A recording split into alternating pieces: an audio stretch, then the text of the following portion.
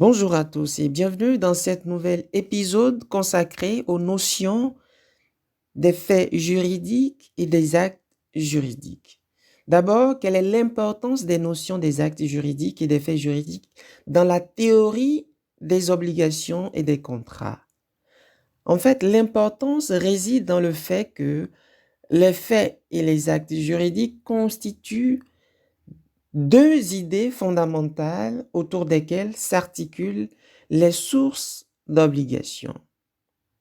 D'abord, commençons par les actes juridiques.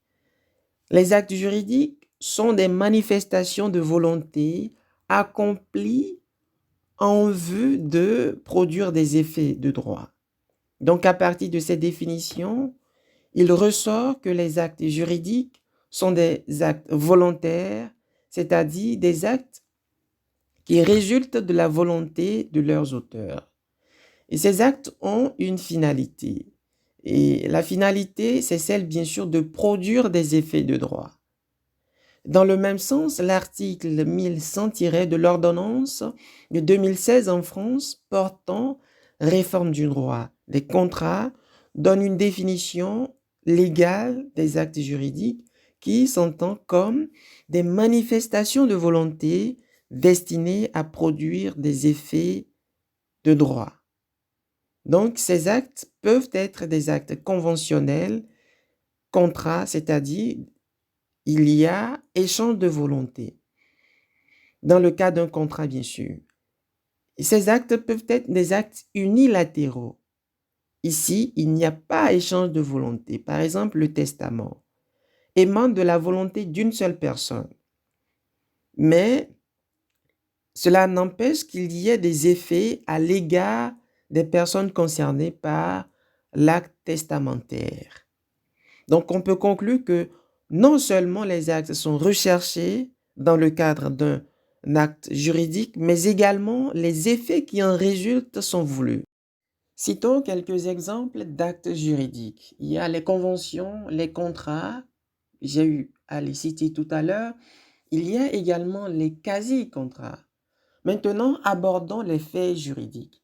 Les faits juridiques, ce sont des événements auxquels une règle de droit attache des effets de droit qui ne sont pas directement voulus par les intéressés, c'est-à-dire leurs auteurs. Et dans le même sens, l'article 1100-2 de l'ordonnance de 2016 en France portant réforme du droit des contrats a donné une définition légale des faits juridiques. La définition est la suivante. Les faits juridiques sont des agissements ou des événements auxquels la loi attache des effets de droit. Donc, il résulte de cette définition que les faits juridiques peuvent être volontaires ou involontaires.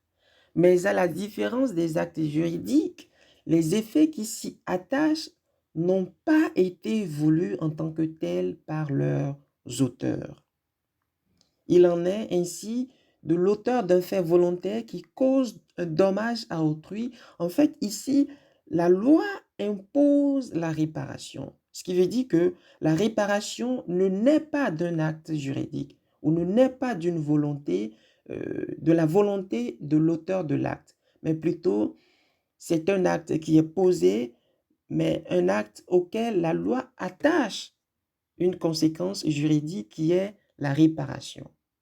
Et les exemples des faits juridiques sont les délits et les quasi-délits. Prochainement, nous verrons les notions juridiques de convention, de contrat, de loi, de règlement, de délit et de quasi-délit. Merci pour ton écoute.